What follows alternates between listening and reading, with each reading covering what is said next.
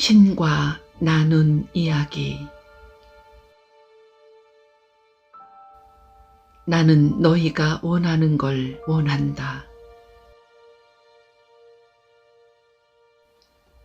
5번 이혼하고 매달 양육비를 보조해야 하는 9명의 자녀를 둔 전직 지역 라디오 방송 토크쇼 진행자인 닐 도널드 월시는 그리 평탄치도 행복하지도 못한 인생 경력의 소유자다. 건강도 안 좋은 데다 직장에서 해고까지 당한 월시는 49살의 어느 날 밤 잠에서 깨어나 자신의 인생을 그토록 엉망진창으로 만든 신에게 항의하는 편지를 쓰기 시작했다. 그런데 놀랍게도 월시는 신에게서 자신의 질문에 대한 대답을 받았다. 그것도 말이 아닌 글로. 월시는 신의 말을 받아 적고 있었던 것이다. 매일 새벽 4시 30분경에 시작된 월시와 신의 이 대화는 1992년부터 만 3년 동안 계속되었다.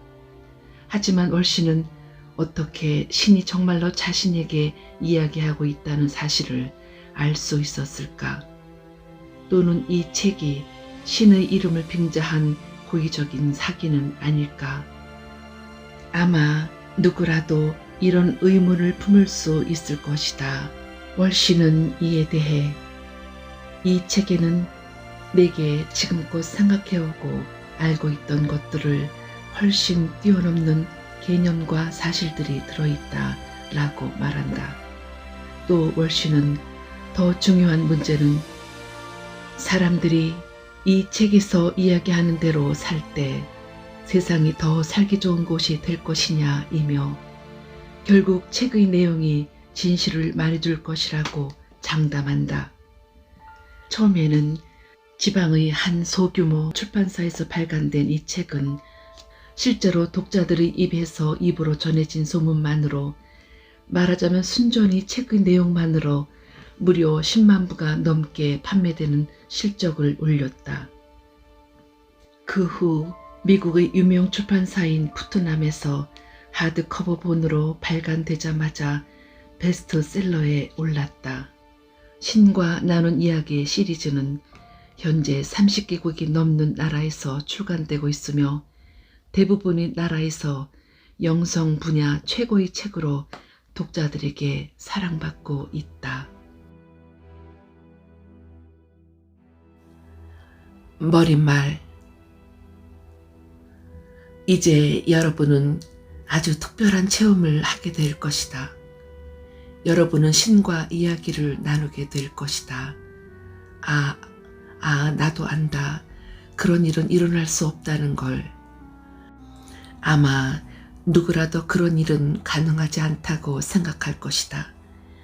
신에게 말할 수는 있되 신과 이야기할 수는 없다고.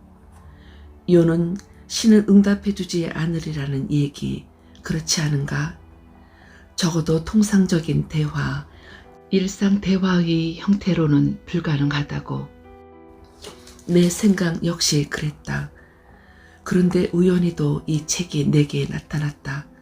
상징적인 표현이나 비유가 아니라 문자 그대로 나타났다는 말이다. 이 책은 내가 쓴 게 아니라 내게 나타났다. 그리고 여러분이 이 책을 읽을 때는 여러분에게도 나타나리라. 우리 모두는 우리가 받아들일 채비를 하고 있던 그 진리로 인도될 것이기 때문이다. 만일 내가 이 모든 내용을 비밀에 붙였더라면 내 삶은 훨씬 더 편해졌을 것이다. 그러나 이 책은 그렇게 하라고 내게 나타난 게 아니었다.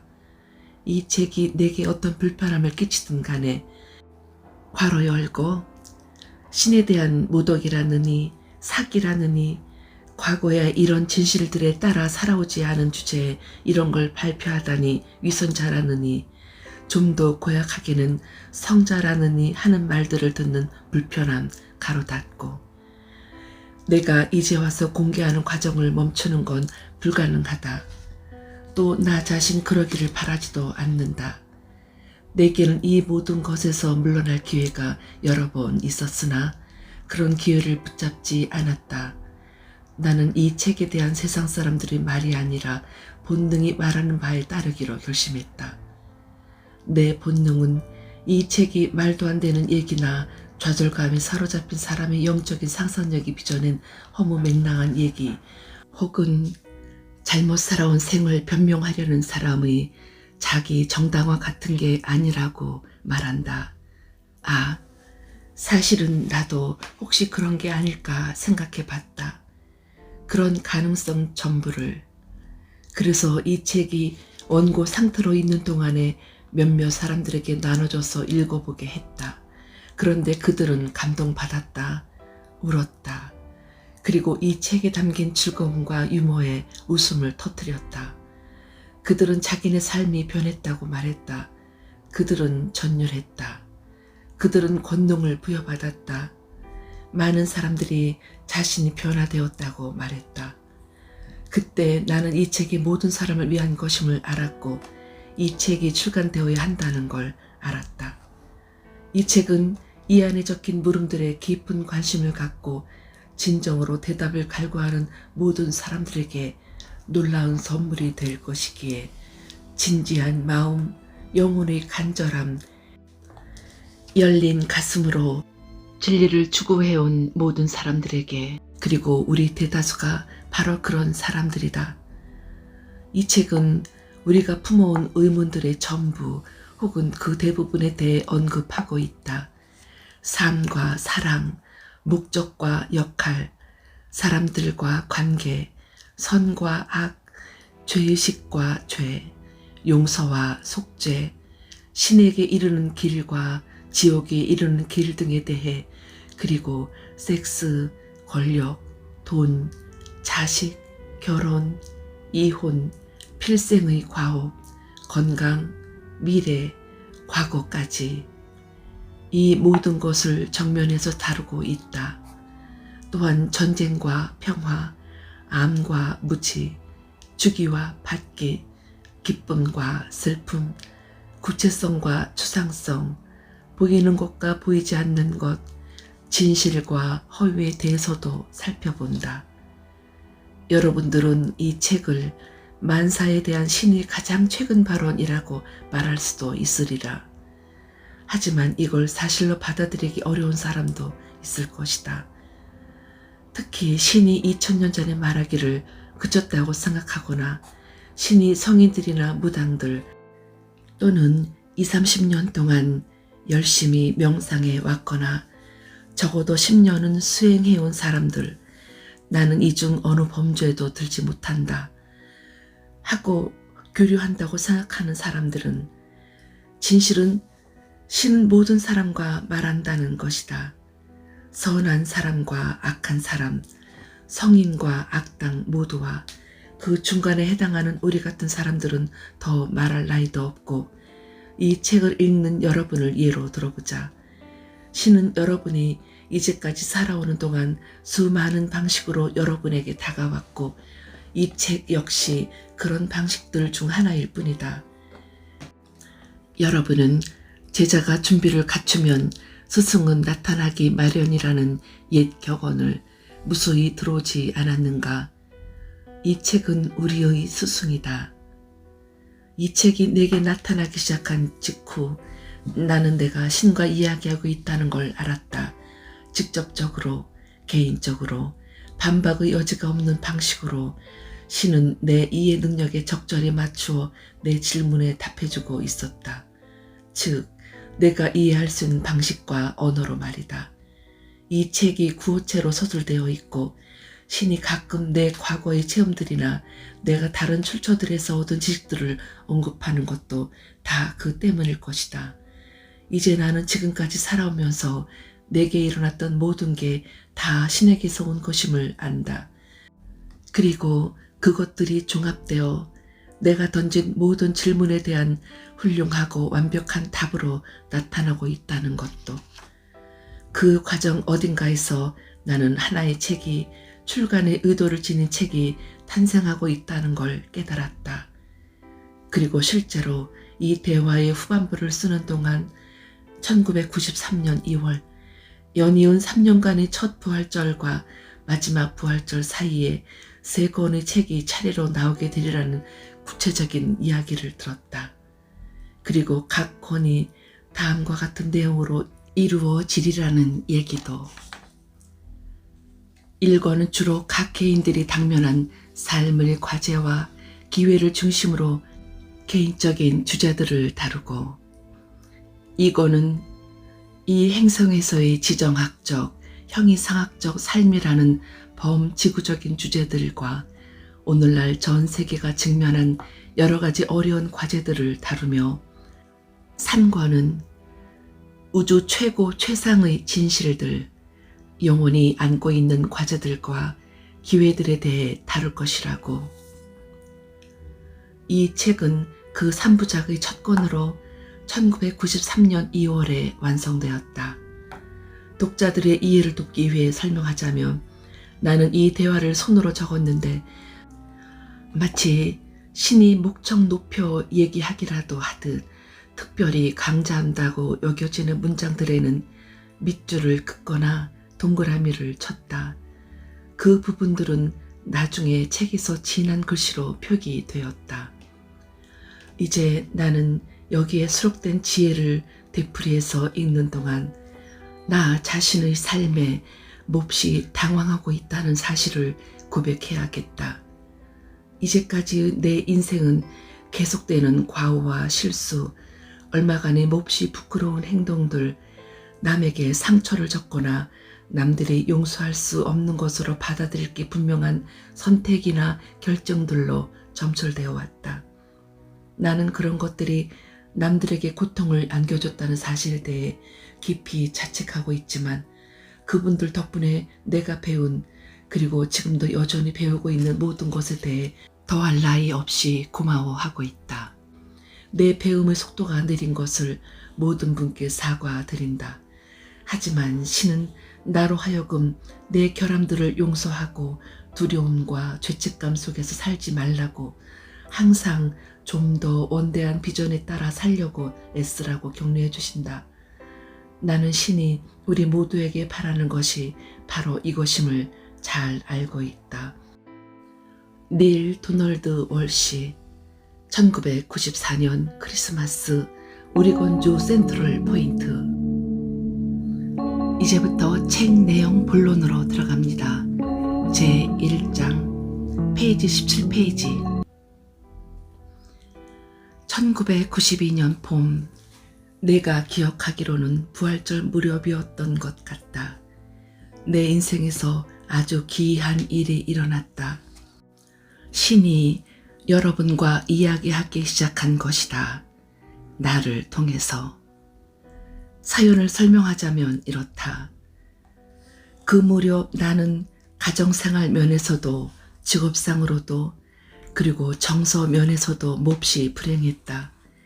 내 인생은 모든 면에서 실패한 것처럼 느껴졌다. 나는 오래전부터 내 생각을 편지 형식으로 적는 습관을 갖고 있었기 때문에 이날도 친숙한 노란색 종이철을 집어들어 감정들을 쏟아내기 시작했다. 그런데 이번에는 이전과는 달리 나를 괴롭히는 사람에게 편지를 쓸 게 아니라 내 모든 고통의 원천, 그 최대의 원형과 직접 맞붙어 보기로 했다. 나는 신에게 편지를 쓰기로 마음먹었다. 그건 원망스러운 마음으로 마구 퍼부어댄 편지요. 혼란과 비틀린 심사와 비난으로 가득한 편지였다. 또한 그것은 한 무더기 분노 어린 질문들이었다. 왜 내 인생은 순탄하게 굴러가지 않는 겁니까? 잘 굴러가게 하려면 대체 뭐가 필요하단 말입니까? 어째서 나는 다른 사람들과 행복하고 즐거운 관계를 가질 수 없는 겁니까? 필요한 만큼의 돌을 만져보는 일 같은 건 내 평생 한 번도 없을 거란 말입니까? 그리고 마지막이자 가장 힘조한 질문은 대체 내가 무슨 짓을 했기에 늘 이렇게 고통스러운 삶을 살아야 한단 말입니까? 였다. 그런데 내가 그 누구도 대답해 줄 수 없는 쓰디쓴 이 마지막 질문을 휘갈기고 나서 펜을 내던지려 했을 때 놀랍게도 보이지 않는 어떤 힘에 단단히 붙잡히기라도 한 것처럼 내 손은 종이 위에 그대로 놓여 있었다. 그러더니 갑자기 펜이 저절로 움직이기 시작했다. 뭔가 더 써야 하겠다는 생각이 전혀 없었는데도 어떤 생각이 저절로 흘러나오고 있었다. 그래서 나는 그 흐름을 따르기로 했다. 그렇게 흘러나온 것은 너는 이 모든 질문에 대답받기를 참으로 원하느냐? 아니면 그냥 푸념을 늘어놓고 있는 것이냐? 나는 놀라서 움찔했다. 잠시 후 내 마음속에 한 가지 대답이 떠올랐다. 나는 그것도 글로 적었다. 양쪽 다입니다. 나는 분명 푸념을 늘어놓고 있습니다. 하지만 이 질문들에 대한 답이 있다면 죽는 한이 있어도 꼭 듣고 싶습니다. 너는 온갖 것들에 대해서 죽는 한이 있어도 라고 하는군. 하지만 기왕이면 살아서 꼭 이라고 하는 게 더 멋지지 않느냐? 그래서 나는 물었다. 그게 무슨 뜻인가요? 라고. 미처 깨닫기도 전에 나는 이야기를 시작하고 있었던 것이다. 게다가 나는 글을 쓰는 게 아니라 받아쓰기를 하고 있었다. 그 받아쓰기는 3년간 계속되었는데 나는 그것이 어디로 가고 있는지 그 당시에는 전혀 알지 못했다. 내가 종이에 적고 있던 질문들에 대한 대답들은 질문을 완전히 다 적고 나서 나 자신의 생각들을 떨쳐버리기 전에는 절대 내 머릿속에 떠오르지 않았다. 내가 받아 적는 속도보다 훨씬 더 빨리 대답이 나오는 바람에 그걸 쫓아가려고 마구 휘갈겨 쓰고 있는 나 자신을 발견하는 일도 자주 있었다. 혼란스러워지거나 그 말들이 어딘가 다른 데서 오는 것이라는 느낌을 놓칠 때면 나는 펜을 놓고 대화에서 벗어났다가 다시 영감, 이런 표현을 써서 미안하지만 그 상태에 가장 잘 들어맞는 것은 이것뿐이다 을 느꼈을 때 비로소 노란 종이철 앞으로 돌아가 받아쓰기를 다시 시작했다. 지금 이 글을 쓰는 동안에도 이런 대화는 계속되고 있다. 나는 처음엔 그걸 믿지 않았고 그 다음엔 나 자신에게 퍽 의미 있는 대화라 생각했다. 하지만 이제 와서는 그것이 나만을 위한 게 아님을 깨닫게 되었다. 그것은 이 책을 만나는 여러분 모두를 위한 메시지다. 내 의문은 곧 여러분의 의문이기도 하니까. 여기서 참으로 중요한 건 내 이야기가 아니라 여러분의 이야기이므로 나는 가능한 한 빨리 여러분의 이 대화에 뛰어들었으면 한다. 여러분을 여기로 데려온 건 바로 여러분의 인생 체험이다. 이 책에 나오는 모든 내용은 여러분 저마다의 체험과 긴밀하게 맞물려 있다. 그렇지 않다면 여러분은 지금 이 대화에 참여하지도 않았으리라.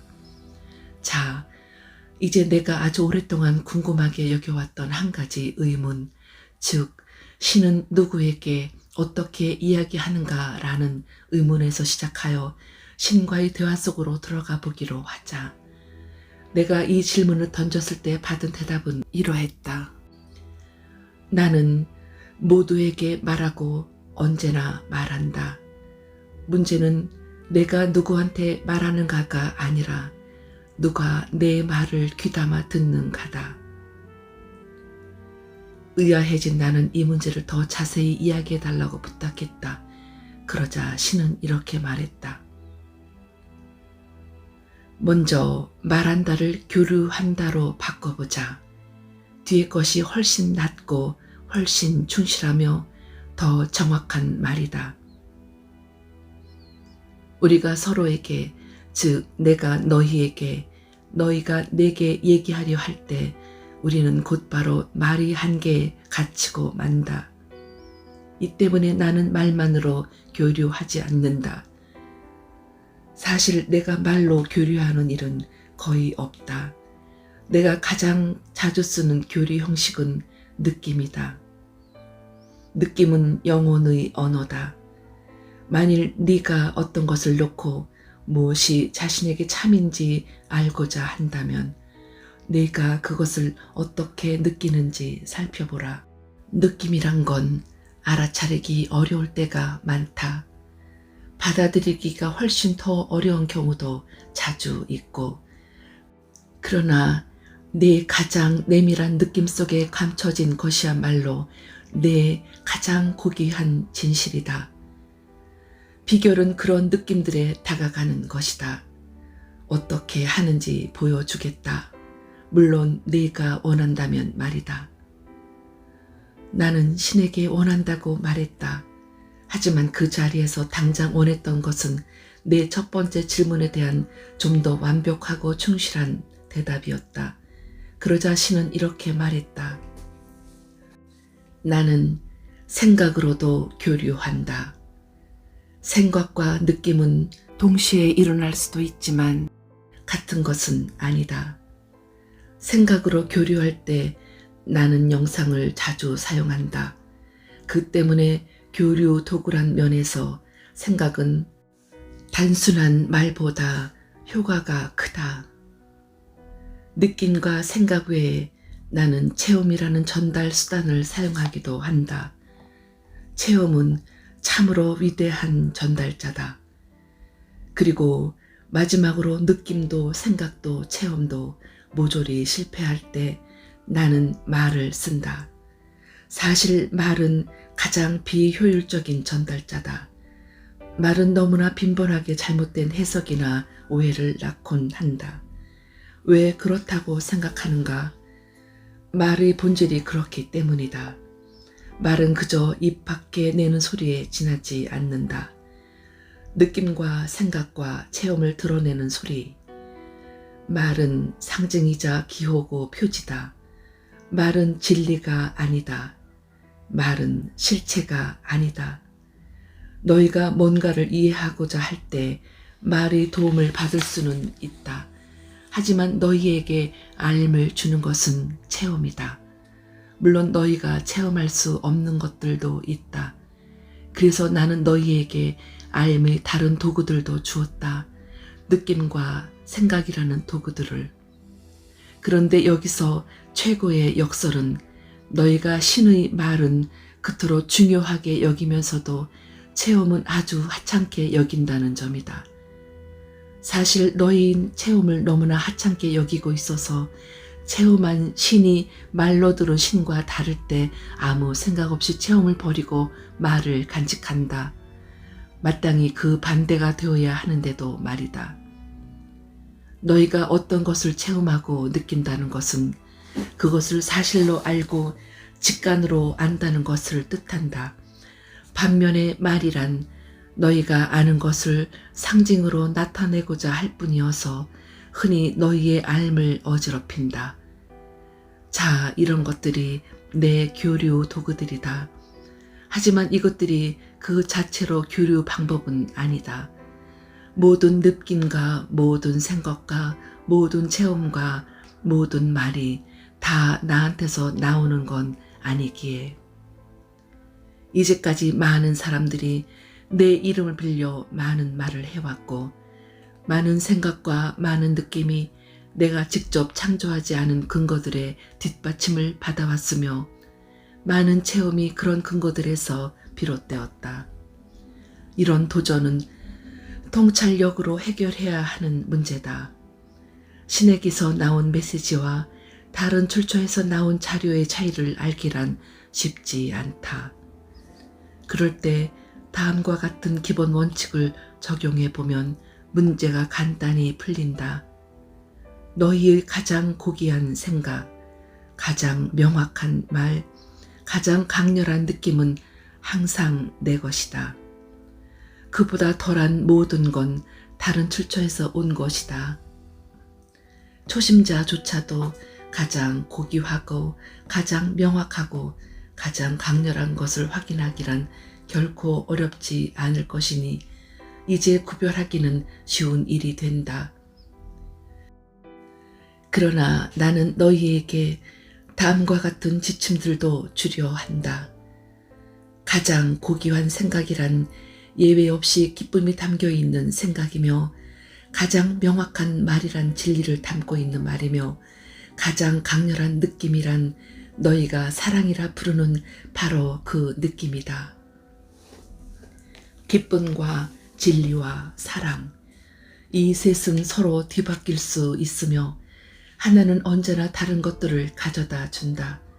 그것들이 어떤 순서로 놓여 있는가는 하등 중요하지 않다. 이 지침들을 가지고 어떤 메시지가 내 것이고 어떤 것이 다른 출처에서 온 것인지 결정하고 나면 남은 단 하나의 문제는 내 메시지에 주의를 기울이는가 아닌가 뿐이다. 너희는 내 메시지를 대부분 그냥 흘려버린다. 어떤 메시지들은 너무 훌륭해서 진짜 같아 보이지 않고 또 어떤 메시지들은 너무 어려워 따를 수 없을 것 같다는 이유로 많은 메시지들은 단순히 잘못 이해되기 때문에 그리고 대다수 메시지는 받아들여지지 않기 때문에 내 메시지의 가장 강력한 전달자는 체험이다. 하지만 너희는 체험조차 무시한다. 아니 너희는 특히 이것을 무시한다. 만일 너희가 자신들의 체험에만 귀를 기울였더라도 너희 세상이 지금처럼 되지는 않았을 것이다. 너희가 체험을 거듭거듭 되풀이해서 겪게 되는 것은 체험에 귀 기울이지 않았기 때문이다. 하지만 내 목적은 방해받지 않을 것이고 내 의지는 무시당하지 않을 것이기에 너희는 늦든 빠르든 결국 그 메시지를 받아들이게 될 것이다. 그러나 나는 결코 너희에게 강요하지 않을 것이다. 나는 결코 너희를 지배하지 않을 것이다. 내가 너희에게 너희가 선택한 대로 할 수 있는 힘, 자유의지를 주었고 그것을 너희에게서 도로 빼앗는 일은 결코 없을 것이기에 앞으로도 영원히 그런 일은 없을 것이기에 그러므로 너희가 우주의 어느 구석에 있든 나는 몇천 몇만 년을 두고 같은 메시지들을 너희에게 전하고 또 전하고 또 전할 것이다. 너희가 내 메시지들을 받아들일 때까지 그것들을 가까이 두고 너희 자신의 것이라 말할 때까지 나는 끝없이 보낼 것이다. 내 메시지들은 몇백만 년에 걸쳐 몇천 번의 순간에 몇백 가지 형태로 올 것이다. 너희가 진실로 귀 기울인다면 그것들을 놓칠 리 없을 것이며 한 번이라도 진실로 듣고 나면 그것들을 무시할 수 없을 것이다. 그러고 나면 우리의 교류는 가장 진지하게 시작될 것이다. 과거에 너희는 그저 나한테 이야기하거나 기도하거나 나를 중재하거나 내게 탄원하기만 했다. 그러나 한 번이라도 진실로 듣고 나면 그때부터 나는 너희에게 답해줄 수 있다. 또 지금 내가 하고 있는 것처럼 할 수도 있다. 이런 교류가 신에게서 왔다는 걸 제가 어떻게 알 수 있습니까? 이것이 내 멋대로의 상상이 아니라는 걸 어떻게 알 수 있냐고요? 그게 어떻게 다르단 말이냐? 너는 내가 그 어떤 경우에도 그러하듯이 내 상상을 통해서도 얼마든지 쉽게 일할 수 있다는 걸 모르겠는가? 나는 아무 때든 한 가지 혹은 여러 가지 장치를 써서 그 순간의 목표에 정확히 들어맞는 그야말로 딱 부러진 생각이나 말, 느낌 따위를 내게 줄 것이다. 네가 이제까지 자신의 힘만으로 이렇게 명확하게 말한 적이 한 번도 없으니 이 말들이 나한테서 왔음을 알 것이다. 예전에 이미 네가 이 질문들에 이렇게 분명하게 답할 수 있었다면 아마 너는 이것들을 묻지도 않았으리라. 신은 누구와 교류합니까? 특별한 사람들이 있습니까? 또 그렇게 하는 특별한 시기가 있는 겁니까? 모든 사람이 다 특별하고 모든 순간이 다 소중하다. 다른 사람보다 더 특별한 사람, 다른 때보다 더 특별한 때 같은 건 없다. 많은 사람들이 신은 특별한 방법으로 특별한 사람들과만 교류한다고 믿는 쪽을 선택한다. 이런 선택으로 많은 사람들이 내 메시지를 들어야 하는 책임에서 벗어나고 내 메시지를 훨씬 덜 받아들이며 다른 누군가의 말을 전부라고 여긴다. 너희는 내게 귀 기울일 필요가 없게 된다. 이미 다른 사람들이 나한테서 온갖 주제들에 관해 듣고 있는 걸로 판단했으니 말이다. 그래서 너희는 그들에게 귀 기울여 들어달라고 한다. 다른 사람들이 내 말이라고 전하는 것에만 귀 기울이면 되므로 너희는 전혀 생각할 필요가 없다. 많은 사람들이 개인 차원에서 내 메시지를 외면하는 가장 큰 이유가 바로 이것이다. 만일 너희가 직접 내 메시지를 받고 있음을 인정한다면 당연히 그것을 해석할 책임은 너희에게 있다.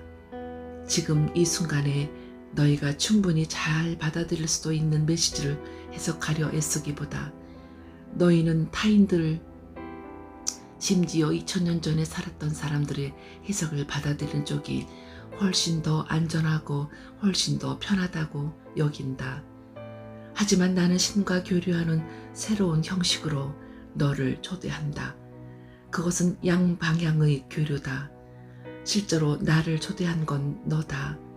왜냐하면 나는 내 부름에 답해서 지금 이 순간 이런 형식으로 내게 왔기에.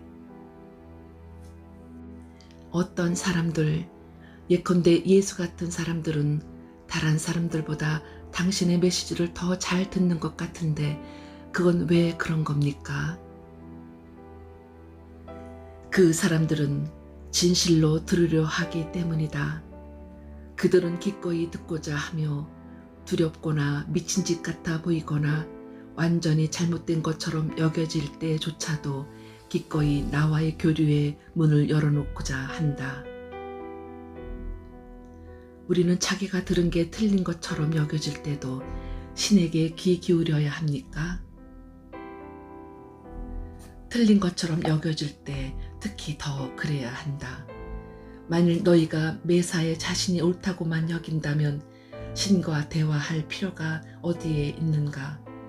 그냥 앞으로 나아가면서 너희가 아는 바 그대로 행동하면 되지 않겠는가?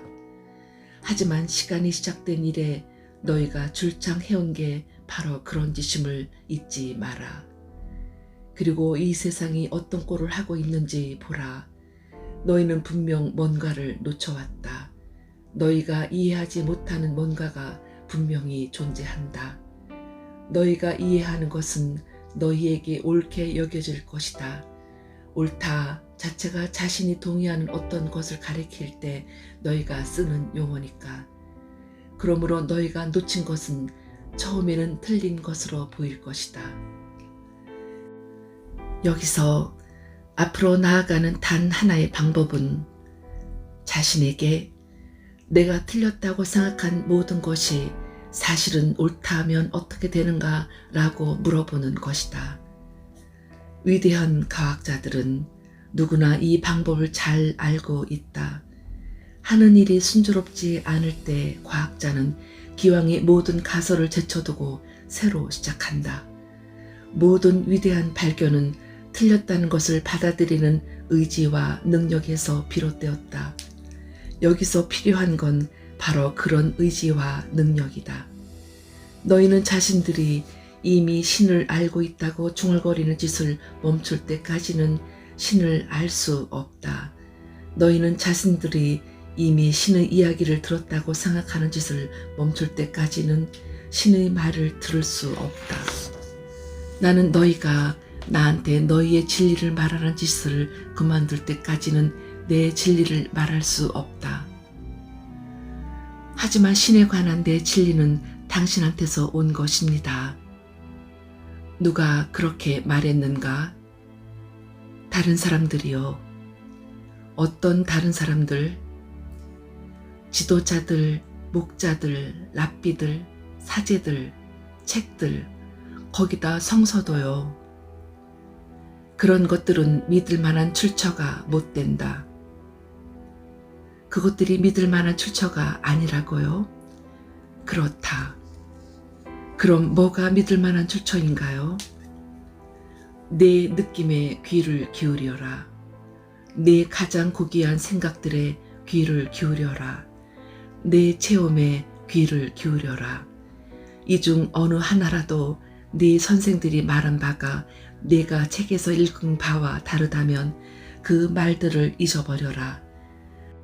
말이란 건 가장 믿음직스럽지 못한 진리 조달업자다. 당신한테 말하고 싶은 게 너무 많고 물어보고 싶은 게 너무 많아서 어디서부터 시작해야 좋을지 모르겠습니다. 예컨대 어째서 당신은 자신을 드러내지 않죠?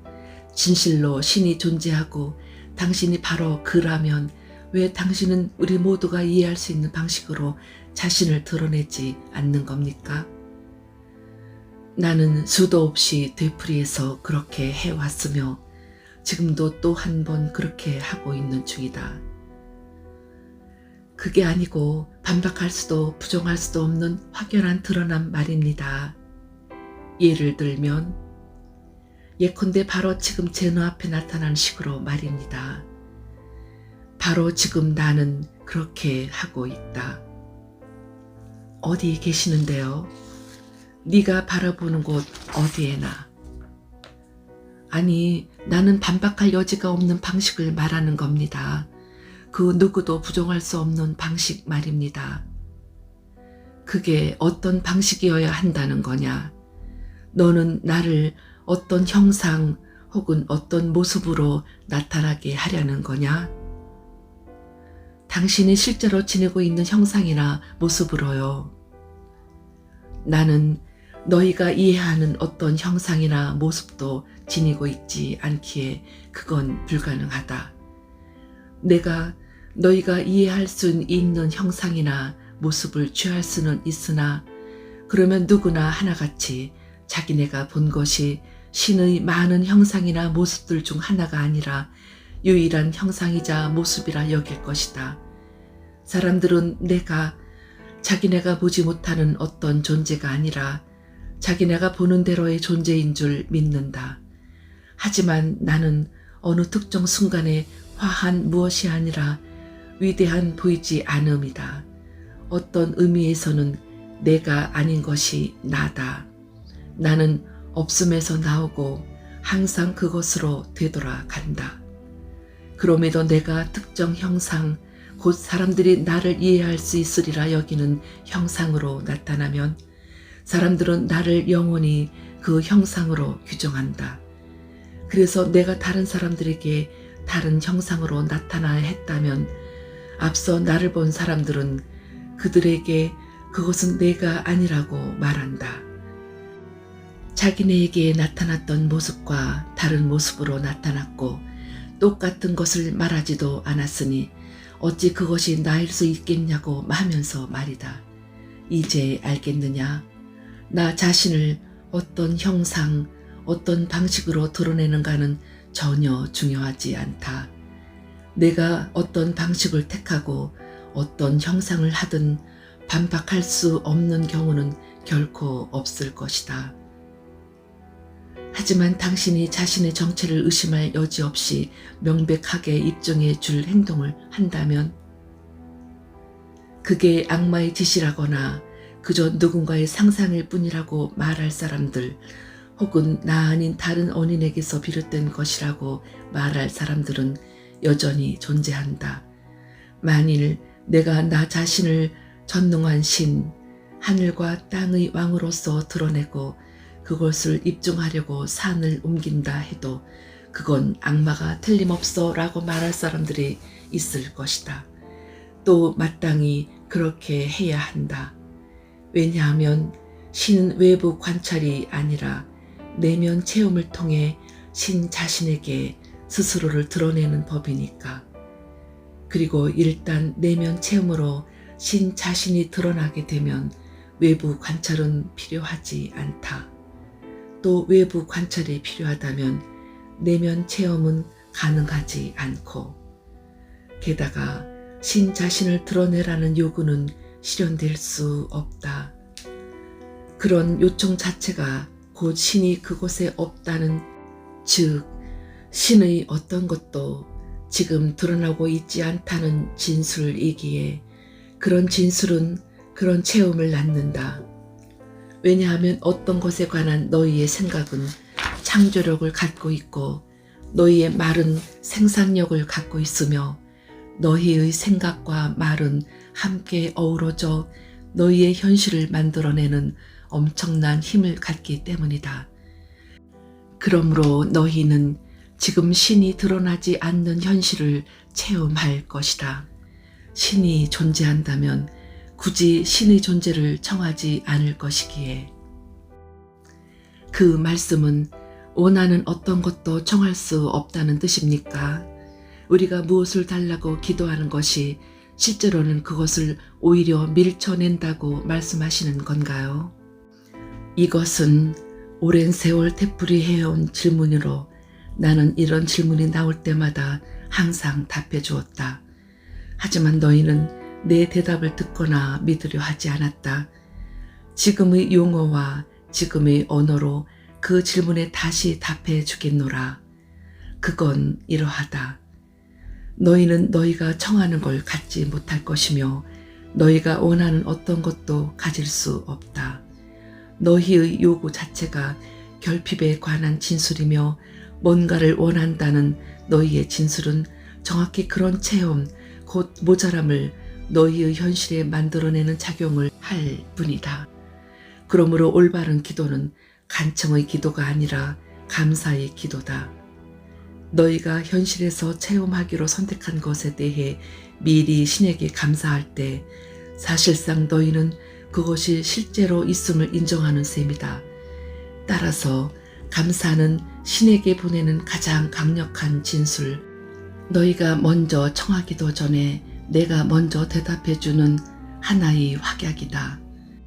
그러므로 결코 간청하지 마라. 감사하라. 하지만 만일 내가 뭔가를 기대하고 신에게 미리 감사했는데 그게 끝내 나타나지 않는다면요? 그럴 경우 환멸과 쓰라린 심정이 사로잡힐 수도 있을 텐데요. 감사를 신을 조종하는 도구, 우주를 기만하는 방책으로 써서는 안 된다. 자신에게 거짓말을 할 수는 없는 법이다. 너희의 정신은 너희가 생각하는 것의 진실을 알고 있다. 만일 너희의 지금 현실에서 그것이 존재하지 않음을 너무나 확실히 알면서도 이렇게 저렇게 해주신 것을 신께 감사합니다고 말하고 있다면 너희는 신이 너희보다 똑똑하지 못해서 너희에게 그것을 마련해 주리라고 기대하는 것이냐? 신은 너희가 아는 것을 안다. 그리고 너희가 아는 것은 너희의 현실로 나타나는 것이다. 하지만 그렇다면 어떤 것이 존재하지 않음을 아는데 어떻게 그것에 진심으로 감사할 수 있습니까? 믿음. 만일 너희가 겨자씨만한 믿음이라도 갖고 있다면 산도 옮길 것이다.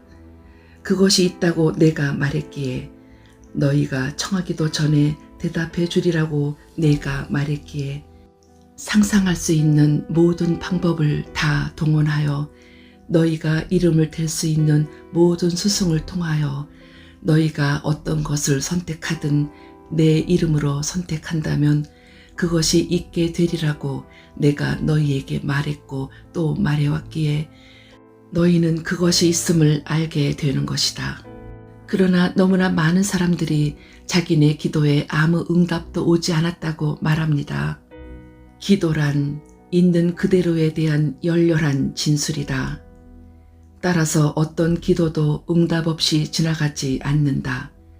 모든 기도, 모든 생각, 모든 진술, 모든 느낌에는 창조하는 힘이 있다. 그 기도를 얼마나 열렬하게, 진실하게 지속하는가에 따라 바로 그 정도에 따라 그것은 너희의 체험 속에서 구체화될 것이다. 기도에 응답이 없었다고 할 때도 실제로는 가장 열렬하게 품고 있는 생각이나 말 혹은 느낌이 작용한다. 하지만 너희가 알아두어야 할 건 생각을 조종하는 것은 언제나 생각 뒤에 생각이란 점이다. 여기에 비밀이 있다. 이것을 받침 생각이라 부를 수도 있을 것이다. 그러므로 구걸하거나 간청한다면 너희가 선택하는 것을 체험할 가능성은 훨씬 더 낮아진다. 그 모든 간청의 배후에 있는 받침 생각은 자신은 지금 원하는 걸 갖고 있지 않다는 것이기 때문에 그런 식의 받침 생각이 너희 현실이 되는 것이다. 이런 생각을 뒤엎을 수 있는 단 하나의 받침 생각은 무엇을 요구하더라도 신은 틀림없이 들어줄 거라는 믿음을 가진 생각이다. 어떤 사람들은 그런 믿음을 갖고 있다. 하지만 그 수는 아주 적다. 신이 모든 요구를 언제나 들어주리라고 믿어야 하는 게 아니라 그런 요구 자체가 필요하지 않다는 걸 직관으로 이해할 때 기도하기는 훨씬 수월해진다. 그럴 때 그 기도는 감사의 기도가 된다.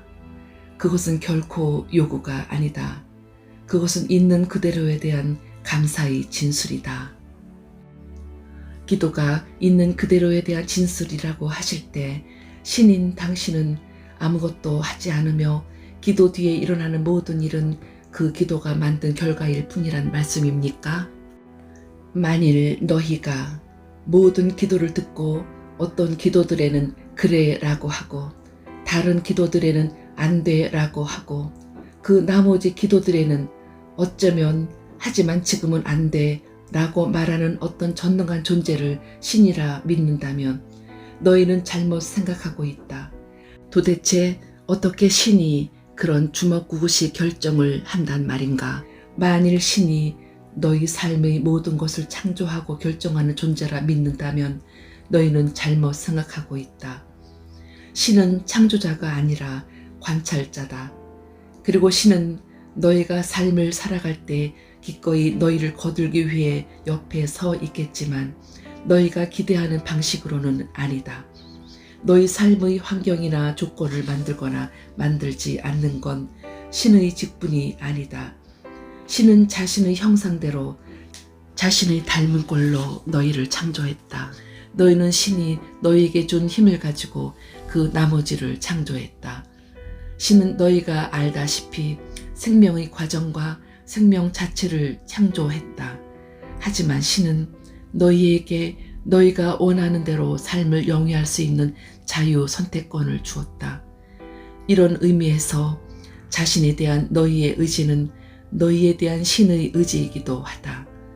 너희는 나름의 방식으로 너희의 삶을 살고 있고 나는 그것을 좋아하지도 싫어하지도 않는다. 신이 너희가 하는 일에 여러모로 마음 쓰리라는 생각은 너희가 빠져있는 크나큰 환상에 지나지 않는다. 이런 말을 들으면 무척 서운하겠지만 나는 너희가 뭘 하든 마음 쓰지 않는다.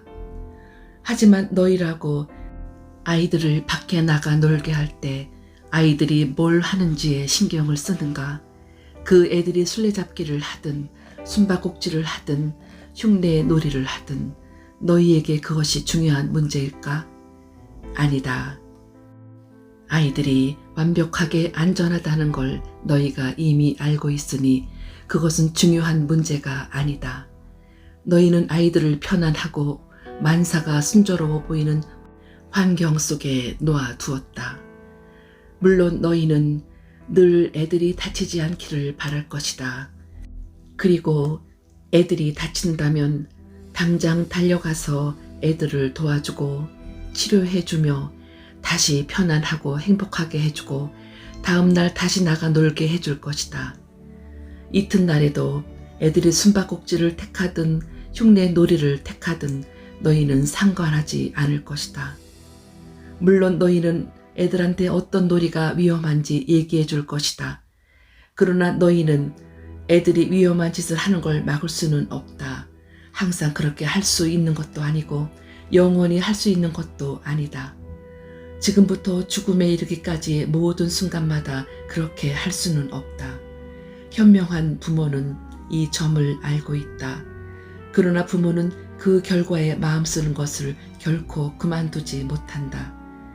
과정에 그다지 마음 쓰지 않지만 결과에는 무척 마음 쓰는 이 같은 양면성이 신의 양면성을 설명할 때 비슷한 예가 된다. 그러나 어떤 의미에서 보면 신은 결과에도 마음 쓰지 않는다. 궁극의 결과에 대해서는 궁극의 결과는 보장되어 있기 때문이다. 따라서 삶의 결과가 불확실하다는 생각은 인간들이 품고 있는 두 번째 크나큰 환상일 뿐이다. 너희의 가장 큰 적인 두려움을 낳는 것은 궁극의 결과에 대한 이 같은 의심이다. 너희가 결과를 의심한다면 너희는 창조주, 즉 신을 의심해야 하고 신을 의심한다면 너희는 평생 동안 두려움과 죄책감 속에서 살아야 하기 때문이다. 너희가 신의 의도와 이 같은 궁극의 결과를 낳을 수 있는 신의 능력을 의심한다면 어떻게 한시라도 마음 편히 쉴 수 있겠는가? 어떻게 단 한 번이라도 진실로 평화를 찾을 수 있겠는가? 그러나 신은 의도대로 결과를 만들어내기에 충분한 능력을 갖고 있다. 하지만 너희는 이것을 믿지 못하거나 믿지 않으려 한다. 그리하여 너희는 신의 의지를 회방할 방법을 찾아내려고 신과 맞먹는 힘을 너희의 상상 속에서 창조해내야 했다. 이렇게 해서 악마라 부르는 존재가 너희의 신화 속에 탄생했다. 너희는 신이 이 존재와 전쟁을 치르고 있다는 상상까지 해왔다. 마지막으로 너희는 신이 이 전쟁에서 실제로 질 수도 있다고 상상해왔다. 이 모든 것이 사실상 너희가 알고 있다고 여기는 신의 이미지를 훼손하는 것이지만 여기서 중요한 건 그게 아니다. 문제는 너희가 환상 속에 살고 있으며 그 때문에 두려움에 시달린다는 것이다. 신을 의심하겠다는 너희의 바로 그 결심 때문에. 그러나 네가 새로운 결정을 내린다면 그러면 어떤 결과가 빚어질까? 내가 말해주겠다. 너는 부처처럼 예수처럼 그리고 너희가 일찍이 숭배했던 그 모든 성인처럼 살게 될 것이다. 그러나 다수의 성인들에 대해 그러했듯이 사람들은 너를 이해하려 들지 않을 것이다. 그리고 네가 느끼는 평온함과 삶의 기쁨과 마음속의 법렬을 설명하려 들면 그들은 네 말을 듣긴 하겠지만 받아들이지는 않을 것이다. 그들은 네 말을 따라하겠지만 거기에 덧붙이려 할 것이다. 그들은 자기네가 찾지 못한 걸 네가 어떻게 찾아냈는지 궁금해하다가 이윽고 질투를 키워갈 것이다. 질투는 얼마 안 가 분노로 바뀌어 그들은 화를 내면서 신을 이해하지 못하는 쪽은 너라는 걸 네게 납득시키려 애쓸 것이다. 그리고 네가 느끼는 기쁨에서 너를 떼내지 못한다면 그들은 크나큰 분노에 휩싸인 나머지 너를 해치려 들 것이다. 그리고 네가 그래봤자 소용없다. 죽음조차도 내 기쁨을 방해할 수 없고 내 진실을 바꿀 수 없다고 하면 그들은 분명 너를 죽일 것이다. 그러고 나서 내가 죽음을 받아들이는 그 평온함을 보게 되면 그들은 성자라 부르며 다시 너를 사랑할 것이다. 자기네가 가장 소중히 여기는 것을 사랑하다가 파괴하고 다시 사랑하는 게 사람의 본성이기 때문이다.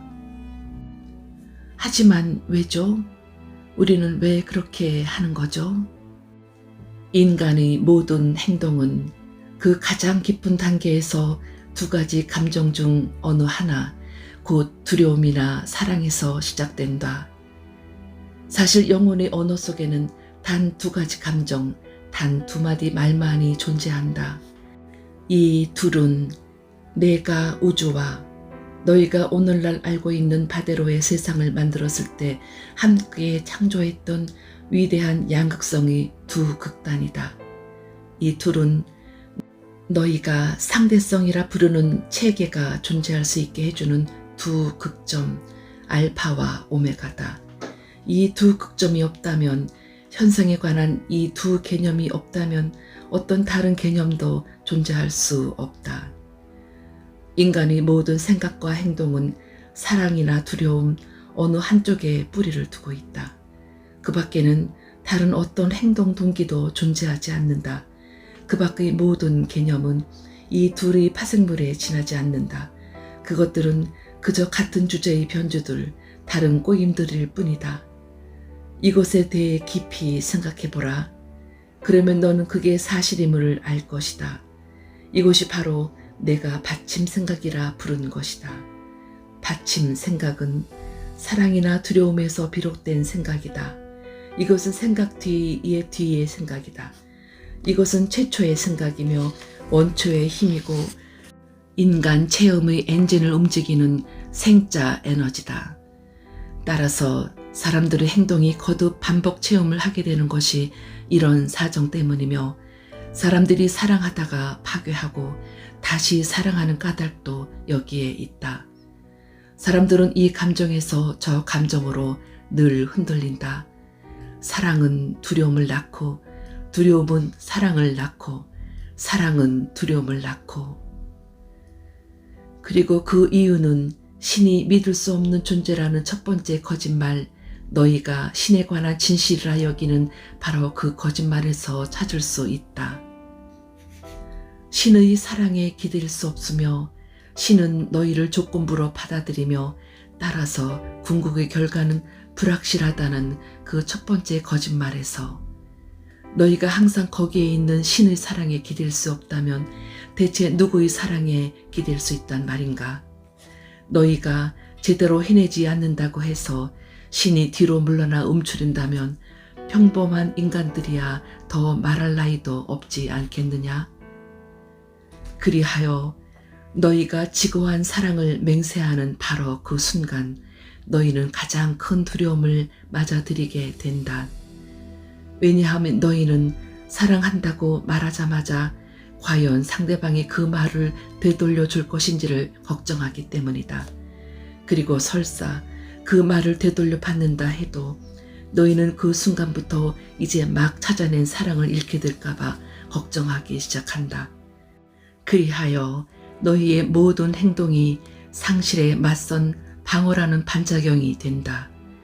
심지어 너희는 신의 상실에 맞서 자신을 지키려 한다. 그러나 자신이 누군지 안다면, 자신이 신이 창조한 가장 장대하고 가장 비범하고 가장 멋진 존재임을 안다면 너희는 결코 두려워하지 않으리라. 그토록 경이로운 장대함을 그 누가 거부할 수 있겠는가? 그런 존재에게서는 신조차도 흠을 찾아내지 못할 것이다. 그러나 너희는 자신이 누군지 알지 못하며 엄청나게 못난 존재라고 생각한다. 그러면 너희는 자신이 그토록 못난 존재라는 생각을 어디에서 얻었을까? 온갖 것들에 대해서 너희에게 자신들의 의견을 전해준 유일한 사람들, 즉 너희의 어머니와 아버지에게서다. 이들은 너희를 가장 사랑하는 사람들이다. 어째서 그들이 거짓말을 한단 말인가? 그들은 너희에게 이건 지나치고 저건 부족하다는 식으로 말해오지 않았던가? 너희는 그들이 너희를 바라보긴 하지만 받아들여 주지는 않는다는 걸 몇 번이나 느끼지 않았던가? 그들은 너희가 가장 충만감을 느끼는 바로 그 순간에 종종 너희를 나무라곤 하지 않았던가? 그리고 그들은 너희의 더없이 분방한 상상 중 얼만가를 무시해버리도록 유도하지 않았던가? 너희가 받아온 메시지들이 바로 이런 것들이다. 이것들은 기준에 맞지도 않고 따라서 신에게서 나온 메시지가 아니긴 하지만 그래도 상관없었다. 왜냐하면 그 메시지들은 너희 세계의 신들에게서 나왔음이 너무나 명백하기 때문이다. 너희에게 사랑의 조건부라고 가르친 사람들은 너희 부모들이다. 너희는 그들이 내세우는 조건들을 숱하게 경험했다.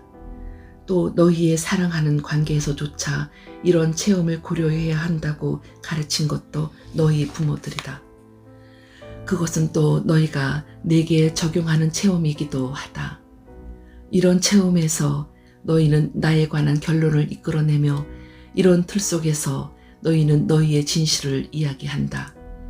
신은 사랑의 신이지만 하지만 우리가 그분의 계명을 어긴다면 그분은 우리를 영원히 추방하고 영원히 단죄하실 거야. 너희는 너희 부모가 내린 추방을 체험했고 그들이 내린 단죄의 고통을 알고 있다. 그런데 어떻게 내가 그것과 다르리라고 너희가 상상할 수 있겠는가? 너희는 조건 없이 사랑받는 게 어떤 건지 잊어버렸다. 너희는 신의 사랑을 체험했던 걸 기억하지 못한다. 그리하여 너희는 세상에서 보는 사랑의 모습에 따라 신의 사랑이 어떤 것인지 상상해 보려 애쓴다. 너희는 부모의 역할을 신에게 투서해야 했기 때문에 너희가 한 짓을 어떻게 받아들일지 심판한 다음 상을 주거나 벌을 주는 신을 만들어냈다. 그러나 이것은 너희의 신화에 근거한 지나치게 단순화된 신관이다. 이것은 내 본질과는 아무 관계도 없다. 너희는 이렇게 영적 진리들이 아니라 인간의 체험에 근거한 신에 관한 사유 체계 전체를 만들어낸 뒤 사랑을 둘러싼 실체 전체도 창조해냈다. 그것은 복수심에 불타는 무서운 신이라는 개념에 뿌리를 둔 실체이며 두려움에 그 근거를 둔 실체다. 그것의 받침 생각은 틀린 것이지만 그런 생각을 부정한다면 너희의 신학 전체가 무너질 것이다. 그러므로 그런 신학을 대신할 새로운 신학이 참으로 너희를 구원해 준다 할지라도 너희는 그것을 받아들일 수 없다. 왜냐하면 두렵지 않은 신, 심판하지 않는 신, 벌줄 이유가 없는 신이라는 개념은 그냥 너무나 근사해서 신의 본질에 관한 너희의 어떤 거창한 관념으로도 도저히 받아들일 수 없기 때문이다. 이 두려움에 근거한 사랑의 실체가 너희의 사랑 체험을 지배하고 있고 사실 그런 체험을 실제로 창조하고 있다. 왜냐하면 너희는 자신이 받는 사랑이 조건부라는 것도 알고 있으며 나아가 자신이 같은 식으로 사랑을 주는 걸 경계하기 때문이다. 그래서 너희가 자신의 조건들을 굳게 지키거나 물리거나 설정하는 동안에도 너희의 한 부분은 이런 게 진짜 사랑이 아님을 알고 있다. 그럼에도 너희는 사랑을 펼치는 그런 방식을 바꾸기에는 무력하다고 느낀다. 너희는 자신에게 말한다. 이제까지 나는 확고한 사랑법을 배워왔다. 이제 또다시 불안정한 상태로 되돌아간다면 나는 영원히 저주받을 것이다. 그러나 진실은 정반대다. 불안정한 상태로 되돌아가지 않는다면 너희는 영원히 저주받을 것이다. 사랑에 관한 너희의 잘못된 생각 때문에 너희는 자신에게 끝내 순수한 사랑을 체험하지 못하리란 저주를 내리고 있으며 또한 그 때문에 참된 나를 끝내 알지 못하리란 저주를 내리고 있다. 하지만 너희가 나를 영원히 거부할 수는 없을 것이기에 우리가 화해하는 순간은 반드시 올 것이기에 너희는 결국 순수한 사랑을 체험하고 내 참모습을 알게 될 것이다. 단순히 인간관계와 관련된 것들만이 아니라 인간의 모든 행동은 사랑이나 두려움 어느 한쪽에 뿌리박고 있다.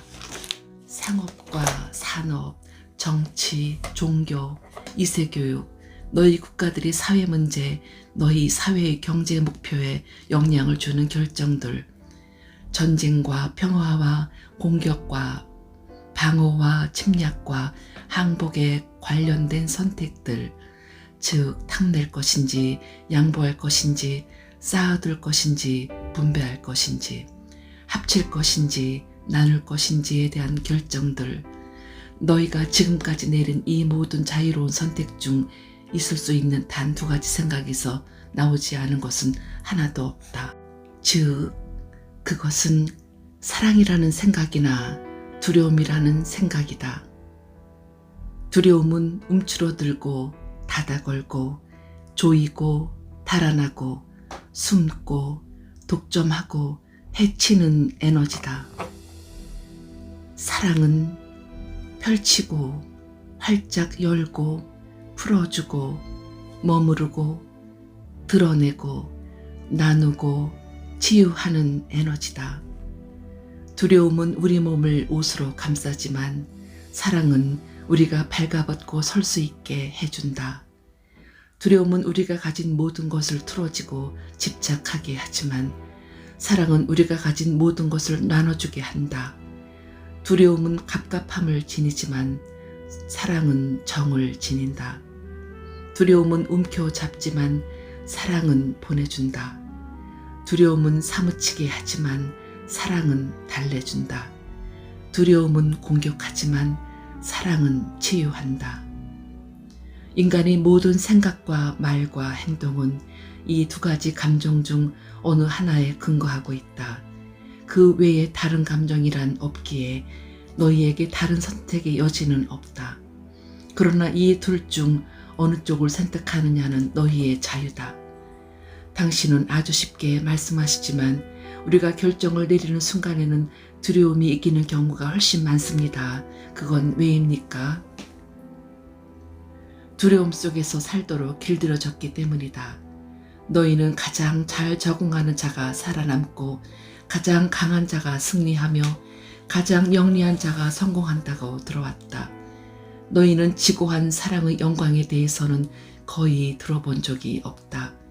그리하여 너희는 이런저런 방식으로 가장 잘 적응하고 가장 강하고 가장 영리한 사람이 되려고 발버둥치며 어떤 상황이든 자신이 이해 못 미치는 것처럼 여겨지면 가진 걸 잃게 될까 봐 두려워한다. 못 미치는 건 곧 잃을 것이라고 들어왔기 때문이다. 당연히 너희의 두려움이 뒷받침된 행동을 선택한다. 너희가 이제까지 배워온 게 바로 그런 것이기에 그러나 내가 너희에게 가르치는 것은 이렇다. 너희가 사랑이 뒷받침된 행동을 선택할 때 너희는 생존 이상을 하게 될 것이고 이기는 것 이상을 하게 될 것이며 성공 이상을 하게 될 것이다. 그럴 때 너희는 자신이 참으로 누구인지 또 자신이 어떤 존재가 될 수 있는지를 깨닫는 충만한 영광을 체험할 것이다. 이렇게 하려면 너희는 악의는 없으나 잘못 알고 있는 너희 속세 선생들을 가르치면서 벗어나 다른 원천에서 나온 지혜를 지닌 사람들의 가르침을 들어야 한다. 항상 그래왔던 것처럼 너희 중에도 그런 스승들은 많다. 너희에게 이런 진리들을 보여주고 가르치고 이끌어주고 깨우쳐주는 사람들 없이 내가 너희를 그냥 버려두지는 않을 것이기에 그러나 깨우쳐주는 자들 가운데서 가장 중요한 존재는 너희 외부에 있는 어떤 사람이 아니라 바로 내면의 소리다. 이것은 가장 쉽게 접근할 수 있어 내가 첫 번째로 사용하는 도구다. 내면의 소리는 너희에게 가장 가까우니 내가 말하는 가장 큰 소리다. 그것은 자기 외의 다른 모든 것이 너희가 규정하는 식대로 참인지 거짓인지 옳은지 그른지 혹은 좋은지 나쁜지 말해주는 소리다.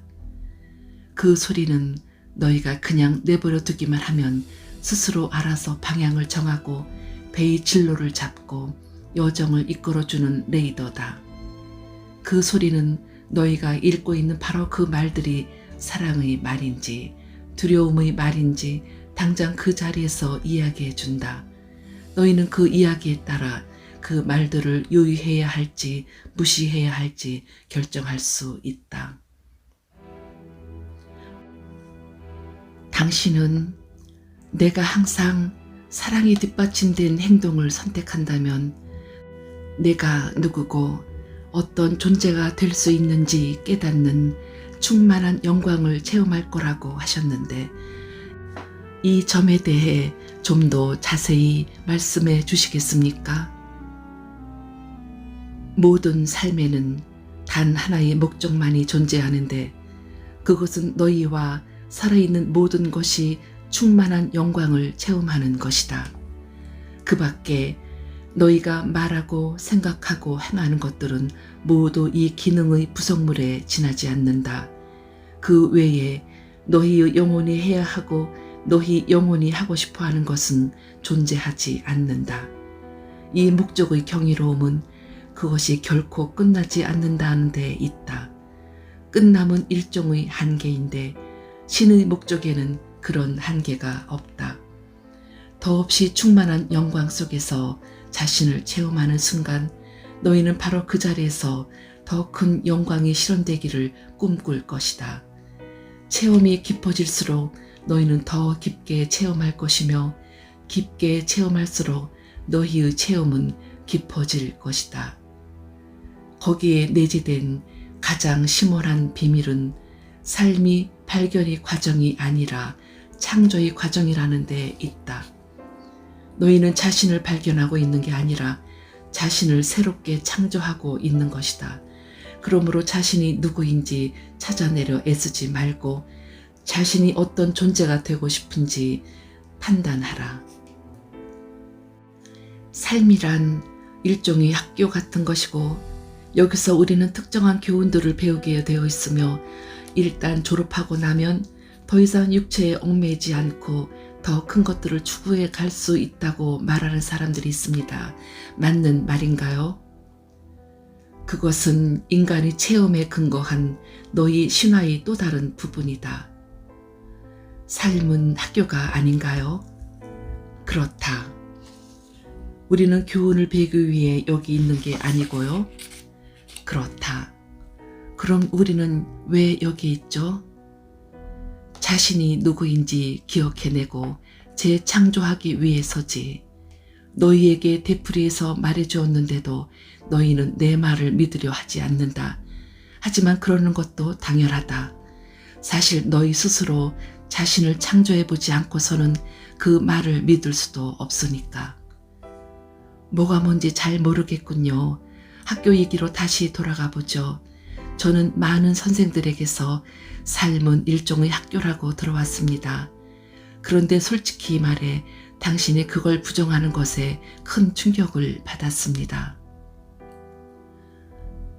학교는 너희가 알고자 하는 어떤 걸 모를 때 가는 곳이다. 너희가 어떤 걸 이미 알고 있고 너희가 원하는 것이 그 알을 체험하고 싶은 것뿐이라면 너희가 가야 할 곳은 학교가 아니다. 삶이란 너희가 이미 개념으로 알고 있는 것을 체험으로 알 수 있게 해주는 기회다. 이걸 하기 위해 뭔가를 배울 필요는 전혀 없다. 너희는 그저 이미 알고 있는 걸 기억해내고 그에 따라 행동하면 되는 것이다. 무슨 말씀인지 제대로 이해할 수가 없군요. 이렇게 생각해보자. 영혼, 너희의 영혼은 언제나 알아야 할 모든 것을 알고 있다. 영혼에게 숨겨진 것, 미지의 것은 하나도 없다. 그러나 알만으로는 충분하지 않다. 영혼은 체험하고자 한다. 네가 자신의 관대함을 알 수는 있다. 하지만 자신이 관대함을 펼치는 뭔가를 하지 않는다면 너는 오직 개념만 갖고 있을 뿐이다. 네가 자신의 친절함을 알 수는 있다. 하지만 누군가에게 친절을 베풀지 않는다면 너는 자신에 관한 개념만을 갖고 있을 뿐이다. 내 영혼이 지닌 유일한 갈망은 자신에 관한 가장 위대한 개념을 가장 위대한 체험으로 전환시키는 것이다. 개념이 체험이 되기 전까지는 존재하는 모든 것은 사색에 불과하다. 나는 나 자신에 관해 오랫동안 사색해 왔다. 너희와 내가 함께 기억할 수 있는 시간보다 더 오랫동안, 이 세상 나이의 몇 배가 되는 이 우주의 나이보다 더 오랫동안, 그러니 나 자신에 관한 내 체험이 얼마나 짧고 얼마나 새로운지 좋게 짐작이 가리라. 또다시 뭐가 뭔지 모르겠군요. 당신 자신에 관한 당신의 체험이라고요? 그렇다. 나 자신에 관한 내 체험 말이다. 이런 식으로 설명해 주마. 태초의 존재는 존재했던 모든 것이었고 그 외의 것은 존재하지 않았다. 그런데 존재 전체는 자신을 알 수가 없었다. 왜냐하면 존재 전체가 곧 존재했던 모든 것이었고 그 밖의 것은 존재하지 않았기에, 그리하여 존재 전체는 존재하지 않았다. 왜냐하면 자신 외에 다른 것이 전혀 없는 상태에서는 존재 전체도 존재하지 않는 것이 되기에. 이것은 신비론자들이 시간이 시작된 이후로 줄곧 다뤄온 저 위대한 존재 부재의 등식이다. 이제 존재 전체는 자신이 이미 존재했던 모든 것이라는 걸 알게 되었다. 하지만 이것만으로는 충분하지 않았다. 왜냐하면 자신의 더없는 장대함을 체험이 아닌 개념으로만 알고 있었기에. 그러나 그것이 갈망한 것은 자신에 대한 체험이었다. 그것은 그토록 장대하다는 게 어떤 느낌인지 알고자 했다. 그러나 장대하다는 용어 자체가 상대적인 용어이기에 그런 체험은 불가능했다. 존재 전체는 비존재가 없이는 장대함이 어떤 느낌인지 알 수 없었다. 비존재가 없는 상태에서는 존재도 존재하지 않는다. 이것을 이해하겠는가? 그런 것 같습니다. 말씀 계속하시죠. 좋다. 존재 전체가 알았던 단 한 가지는 자기 말고 다른 것은 존재하지 않는다는 사실이었다. 그리하여 그것은 자기 외부에 있는 어떤 중고 지점에 비추어 자신을 알 수 없었다. 그런 중고점은 존재하지 않았기에 그것은 절대 불가능했다. 오직 단 하나의 중고점만이 존재했는데 그것은 자기 내부에 있는 유일한 거점, 즉 존재, 부재, 있음, 없음이었다. 제대로 따라가고 있는 것 같습니다. 그걸 믿고 안 믿고는 차치하고요. 당신은 아주 명쾌한 보기를 들어가면서 설명하셨기에 제대로 이해할 수 있을 것 같습니다. 좀 더 앞으로 나아가 보기로 하자. 지금 모든 것을 지탱해주는 이 무를 신이라 부르는 사람들도 있다. 그런데 그것은 신이 아닌 어떤 것, 곧 무가 아닌 모든 것이 있다는 걸 뜻하므로 정확하지 않다. 나는 보이는 것과 보이지 않는 것을 망라한 전부다.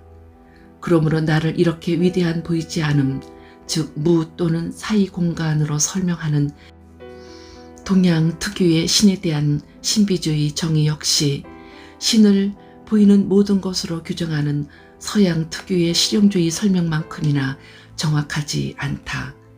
나를 정확히 이해하는 사람들은 신이 존재하는 모든 것과 존재하지 않는 모든 것이라 믿는 사람들이다. 이제 신은 여기 있는 것과 저기 있는 것을 창조하여 신 스스로 자신을 이해할 수 있게 만들었다.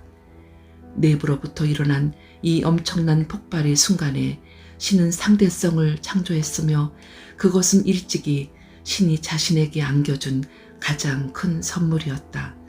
따라서 관계는 신이 일찍이 너희에게 안겨준 가장 큰 선물이라 할 수 있는데 이 점은 나중에 상세히 논의하기로 하자. 그렇게 해서 무로부터 모든 것이 솟아났다. 덧붙여 말하면 이것은 너희 과학자들이 빅뱅 이론이라 부르는 것에 딱 들어맞는 영적인 사건이었다. 그 모든 요소가 앞으로 내달릴 때 시간이 창조되었다. 왜냐하면 어떤 것이 처음에는 여기 있다가 다음에는 저기 있으니 여기에서 저기까지 가는데 걸리는 기간을 측정할 수 있기 때문이다. 절대 존재의 보이는 부분들이 자신들을 서로 관련된 것으로 정의하기 시작한 것과 꼭 마찬가지로 보이지 않는 부분들 역시 그렇게 했다.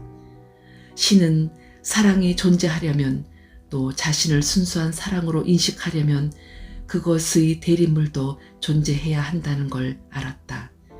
그리하여 신은 자진해서 그 위대한 극단, 사랑의 절대 대립물, 곧 사랑이 아닌 모든 것, 오늘날 두려움이라 부르는 것을 창조했다. 두려움이 존재하는 순간에야 비로소 사랑은 자신을 체험할 수 있는 것으로 존재할 수 있었던 것이다. 사랑과 그 대립물 사이의 이원성을 창조한 이 사건이 바로 인간들이 여러 신화들 속에서 악의 탄생이니 아담의 타락이니 사탄의 반란 따위로 표현하는 것이다. 너희는 순수한 사랑을 신이라는 배역으로 의인화했던 것처럼 비천한 두려움을 소위 악마라는 배역으로 의인화했다. 이 지구의 몇몇 사람들은 이 사건을 중심으로 투쟁과 전쟁, 천사의 군대와 악마의 전사들, 선과 악의 힘, 빛과 어둠의 힘들이 등장하는 시나리오를 갖춘 꽤 정교한 신화들을 만들어냈다. 이 신화들은 인류가 그 혼으로부터 충분히 알고 있으나 그 정신으로는 좀처럼 인식하기 힘든 우주적 사건을 이해하고 다른 사람들이 이해할 수 있는 방식으로 설명해 주기 위해서 생겼다. 신은 자신의 나눠진 변형으로 우주를 있게 하면서 순수 에너지로부터 현재 존재하는 모든 것, 보이는 것과 보이지 않는 것 모두를 만들어냈다. 달리 말해 그렇게 해서 신은 물질 우주뿐만 아니라 형이상의 우주까지도 창조한 것이다. 존재, 부재 등식 중에서 부재를 이루는 신의 부분 역시 전체보다 작은 무한히 많은 수의 단위들로 폭발했다. 이 에너지 단위들을 너희는 영이라 부른다. 너희의 종교 신화들 중 일부는 이 사건을 아버지의 신이 많은 영적 자식들을 가졌다고 표현한다. 스스로 번식하는 생명체라는 인간의 체험에 견준 이 같은 비유는 현실에서 일방 대중에게 갑작스러운 출현이라는 개념, 즉 하늘 왕국에 무수한 영들이 갑자기 존재하게 되었다는 개념을 받아들일 수 있게 하는 유일한 방법이었던 것으로 보인다. 이 점에서 보면 너희 신화가 말하는 이야기들은 궁극의 진리와 크게 다르지 않다. 내 전체를 이루는 무수한 영들은 우주적인 의미에서 내 자식들이기 때문이다. 내가 나를 나눈 것은 나 자신을 체험으로 알 수 있게 해줄 내 부분들을 충분히 창조하기 위해서였다.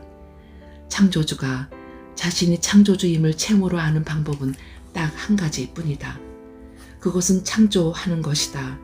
그리하여 나는 내 무수한 부분들 각각에게 전체인 내가 갖고 있는 창조력과 똑같은 창조력을 부여해 줬다. 너희의 여러 종교가 너희는 신의 형상대로 신과 닮은 꼴로 창조되었다고 말할 때의 의미가 바로 이것이다. 이 말은 일부 사람들이 주장하듯이 우리의 신체가 서로 닮았다는 뜻이 아니다. 그 말은 우리의 본질이 같다는 뜻이다. 우리는 같은 재료로 이루어져 있다. 우리는 같은 성질이다. 우리는 똑같은 속성들을 지니고 있으며 허공에서 물질을 창조할 수 있는 능력을 비롯하여 같은 능력들을 지니고 있다.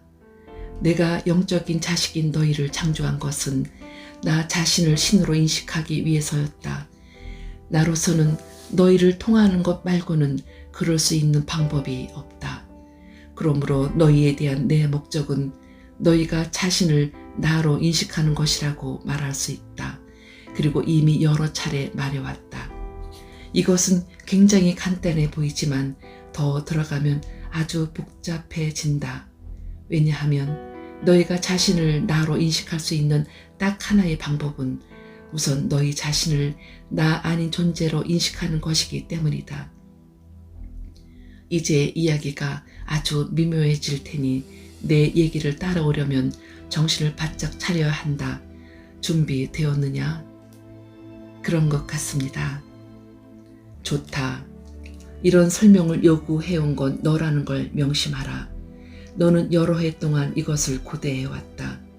너는 신학교리나 과학 이론이 아니라 속인들의 평이한 용어로 이런 설명을 요청해왔다. 그랬죠. 전제가 뭘 요구했는지 알고 있습니다. 내가 정해온 것이니 받아들일 것이다. 자, 이제 문제를 단순화하기 위해 논의를 위한 토대로 신의 자식이라는 너희의 신화 모델을 이용해보자. 그것이 너희에게 친숙한 모델이기도 하고 또 여러 가지 면에서 진실과 크게 다르지 않기 때문이다. 이제 자기 인식이라는 이 과정이 어떻게 움직이는지 살펴보자.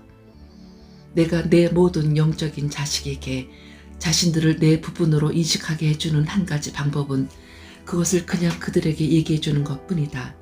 나는 그렇게 했다.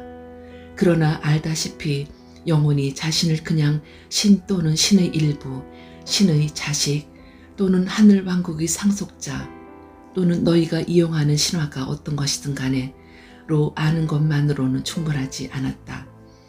내가 이미 설명했듯이 뭔가를 안다는 것과 그것을 체험한다는 건 전혀 다른 문제다. 영혼은 자신을 체험으로 알고자 갈망했다. 내가 그랬던 꼭 그대로. 개념으로 안다는 것만으로는 너희에게도 충분하지 않았던 것이다. 그래서 나는 한 가지 계획을 세웠다. 그것은 온 우주에서 가장 비범한 착상이며 가장 빛나는 합작품이다. 내가 여기서 합작품이란 표현을 쓰는 이유는 너희 모두가 나와 더불어 그 계획에 참여하고 있기 때문이다. 그 계획 하에서 순수 영혼인 너희는 이제 막 창조된 물질 우주로 들어가게 된다. 물질성이야말로 너희가 개념으로 아는 것을 체험으로 알게 해주는 유일한 길이기에 내가 맨 먼저 물질 우주와 우주를 지배하는 상대성 체계와 그 밖의 온갖 피조물들을 창조한 까닭도 사실 거기에 있다.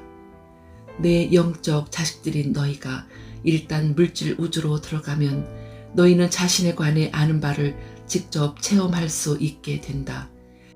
그러나 그보다 먼저 너희는 그 대립물을 알아야 했다. 이것을 아주 단순하게 설명하면 너희는 키가 작다는 것을 깨닫지 못하면 그것을 깨달을 때까지는 자신이 키가 크다는 걸 알 수 없다. 너희는 말랐다는 것을 알지 못하면 뚱뚱황밀한 자신의 일부를 체험할 수 없다. 궁극의 논리에 따르면 너희는 너희 아닌 것과 마주치기 전까지는 자신을 자신으로서 체험할 수 없다. 이것이 즉 너희 아닌 것이 너희 자신을 규정하는 것이 바로 상대성 이론의 목적이자 모든 물질적 삶의 목적이다. 이제 궁극의 삶에서 곧 너희 자신을 창조주로 인식하는 경우에 너희는 직접 창조해보기 전까지는 자신을 창조주로서 체험할 수 없다. 또 너희가 자신을 창조하지 않을 때까지는 너희는 자신을 창조할 수 없다. 어떤 의미에서는 존재하기 위해 너희는 먼저 존재하지 않아야 한다. 내 말을 잘 따라오고 있는가? 그런 것 같습니다만 그 상태에 계속 머무르라. 물론 너희가 너희 아닐 수 있는 방법은 없다. 너희는 언제나 그래왔고 앞으로도 항상 그러할 바로 그것, 순수하고 창조할 수 있는 영혼일 뿐이다. 그리하여 너희는 그 다음으로 할 수 있는 그것은 인간이 신에게 던진 질문들 가운데서 가장 자주 물어왔던 것이다. 인간은 그 질문을 태초부터 던져왔다. 그때부터 지금까지 줄곧 너희는 세상이 왜 이 모양인지 알고 싶어 해왔다. 그 의문을 제기하는 방식의 전형은 대체로 이렇다. 만일 신이 더없이 완벽하고 더없이 애정 깊은 존재라면 왜 전염병과 기근, 전쟁과 질병, 지진과 회오리 바람과 태풍을 비롯한 온갖 자연재해, 아버지가 자신에 관해 알고 있는 모든 것의 재현 또는 육화인 체험이다. 왜냐하면 너희는 자신이 체험하지 못한 존재일 수는 없기 때문이다. 성신은 아들이 자신에 관해 체험한 모든 것의 탈육화인 존재다. 그것은 오직 알고 체험한 것에 대한 기억을 가질 때만 가능한 소박하면서도 절묘한 있음이다. 이 소박한 있음은 더 없는 기쁨이다. 그것은 알고 체험한 뒤에 오는 신의 상태이며 신이 태초에 갈망했던 상태다. 물론 너는 신을 아버지, 아들로서 설명하는 게 성과는 아무 관계도 없다는 걸 설명해야 하는 단계는 이미 지난 사람이다. 나는 여기서 너희의 가장 최근 경전들에 나오는 비유들을 사용하고 있을 뿐이다. 그보다 훨씬 더 앞서 나온 경전들은 이 비유를 어머니, 딸이 관계로 표현했다. 하지만 그 어느 쪽도 정확하지 않다. 너희 사고방식에서는 그 관계를 부모, 자식 관계로 보는 게 제일 좋을 것이다. 아니면 생기게 하는 것과 생긴 것 간의 관계로 보거나 삼위일체의 세 번째 부분을 추가하면 다음과 같은 관계가 이루어진다. 생기게 하는 것, 생긴 것, 존재하는 것. 이 삼종의 실체는 신의 표지다. 그것은 신성한 패턴이다. 하나 속의 셋은 숭고한 영역 어디에서나 찾을 수 있다. 시간과 공간이든 신과 의식이든 혹은 그 외의 다른 모든 미묘한 관계들을 다루는 문제에서 너희는 이것을 피할 수 없다. 반면에 너희는 삶의 모든 조악한 관계에서는 이 삼위일체 진리를 찾아내지 못할 것이다. 삶의 미묘한 관계들을 다루는 이들은 하나같이 그런 관계들 속에서 이 삼위일체 진리를 인식하고 있다. 너희 종교인들 가운데 일부는 삼위일체 진리를 성부와 성자와 성신으로 표현해왔다. 너희 정신과 의사들 중 일부는 초의식과 의식과 잠재의식이라는 용어들을 쓰고 너희 심령주의자들 중 일부는 정신과 육체와 영혼을 이야기하며 너희 과학자들 중 일부는 에너지와 물질과 에테르를 본다. 너희 철학자들 중 일부는 어떤 것이 생각과 말과 행동 속에서 모두 진실일 때만 너희에게 진실한 것이 된다고 말한다. 시간을 말할 때 너희는 오로지 세 가지 시간, 곧 과거, 현재, 미래만을 이야기한다. 마찬가지로 너희의 지각 속에는 전과 지금과 후라는 세 순간이 존재한다. 우주 속의 지점들을 다루든 자기 방 안의 지점들을 다루든 간에 너희는 공간 관계의 면에서 여기와 저기와 이곳들 간의 사이 공간을 인식한다. 조악한 관계들에서는 너희는 어떤 사이도 인식하지 못한다. 숭고한 영역의 관계들은 변함없이 삼계조인 반면 조악한 관계들은 언제나 이계조이기 때문이다. 이런 까닭에 왼쪽 오른쪽과 위 아래, 크다 작다, 빠르다 느리다, 덥다 춥다, 그리고 일찍이 창조된 것 중에서 최대의 쌍인 남성 여성이 존재하는 것이다. 이 쌍들에는 사이라는 게 전혀 없다. 모든 것은 이것 아니면 저것이거나 이 양극단 중 어느 하나에 더하거나 덜한 변형일 뿐이다. 조악한 관계들의 영역에서는 어떤 개념도 그 대리물의 개념화 없이는 존재할 수 없다. 너희의 일상체험 대부분이 이런 현실에 토대를 두고 있다. 미묘한 관계들의 영역에서는 존재하는 어떤 것도 대리물을 갖지 않는다. 모든 것은 하나이고 모든 것은 결코 끝나지 않는 원을 그리며 하나에서 다른 하나로 나아간다. 시간이 바로 그런 절묘한 영역이다. 거기에서 소위 과거, 현재, 미래라는 것들은 이 상호 관계 속에서 존재한다. 즉 그것들은 대리물이 아니라 같은 전체의 부분들이요 같은 개념의 진행들이며 같은 에너지의 원들이고 변치 않는 같은 진리의 측면들이다. 만일 여기에서 너희가 과거, 현재, 미래는 동시에 존재한다는 결론을 내린다면 너희의 결론이 옳다. 그러나 지금은 이 점을 논의할 때가 아니다. 나중에 시간 전체 개념을 탐구할 때 훨씬 더 상세하게 이 문제로 들어갈 수 있을 것이다. 세상은 눈에 보이는 그대로다. 왜냐하면 세상은 여전히 조악한 물질성의 영역 속에 있기 때문에 이와 달리 존재할 수 없기 때문이다. 지진과 태풍, 홍수와 회오리, 그리고 그 밖의 소위 자연재해라는 것들은 원소들이 한 극에서 다른 한 극으로 움직이는 것에 불과하다. 탄생, 죽음의 전체 순환 역시 이런 움직임의 일부다. 이 움직임은 생명의 리듬이다. 조악한 현실 속에 있는 모든 것이 이 리듬을 따른다. 생명 그 자체가 하나의 리듬이기 때문이다. 생명은 파동이고 진동이며 존재하는 전체의 심장부에서 울려나오는 고동이다. 병은 건강의 대립물로 너희의 명령에 따라 너희의 현실에서 드러난다. 어떤 수준에서든 너희가 자신을 아프게 만들지 않았는데 아파질 수는 없으며 건강해지기로 그저 마음먹는 것만으로도 너희는 한순간에 좋아질 수 있다. 개인의 극심한 불행은 그 개인 스스로 선택한 반응이며 전 세계의 재난들은 세계의식의 결과다.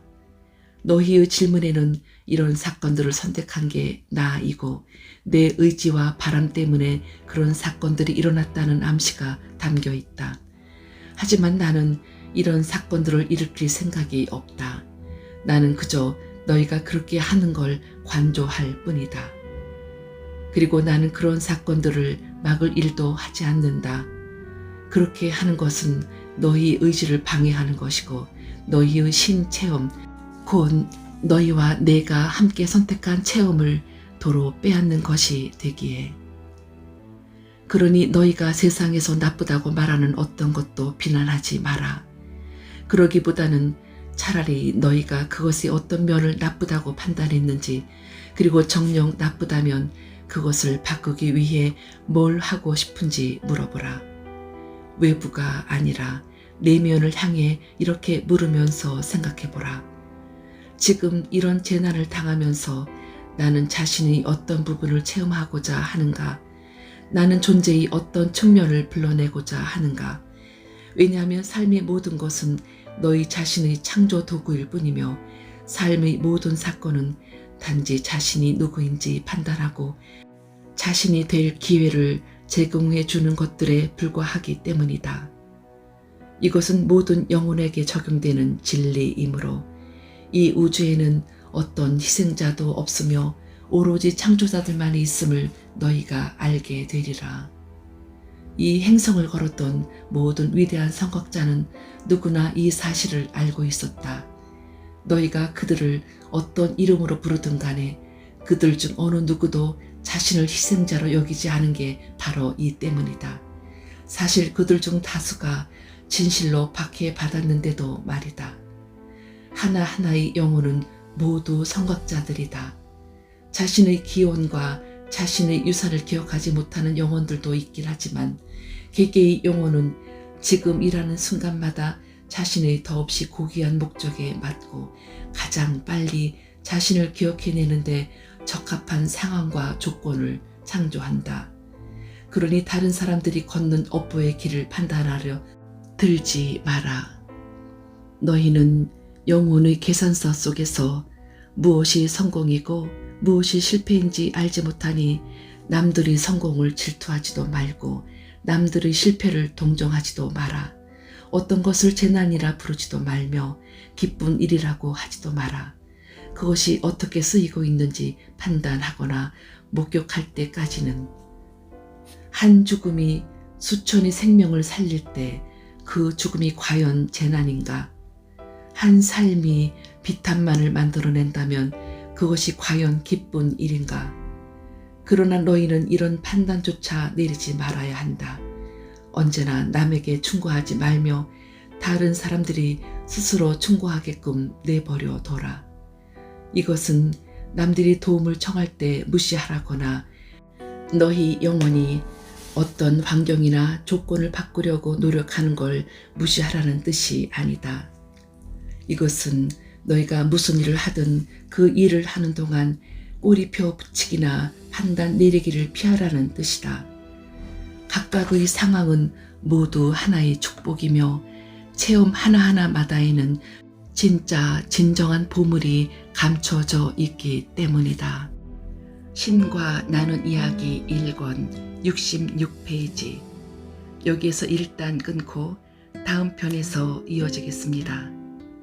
구독하기를 누르시면 업로드되는 영상을 받아보실 수 있습니다. 함께 해주신 여러분 고맙습니다.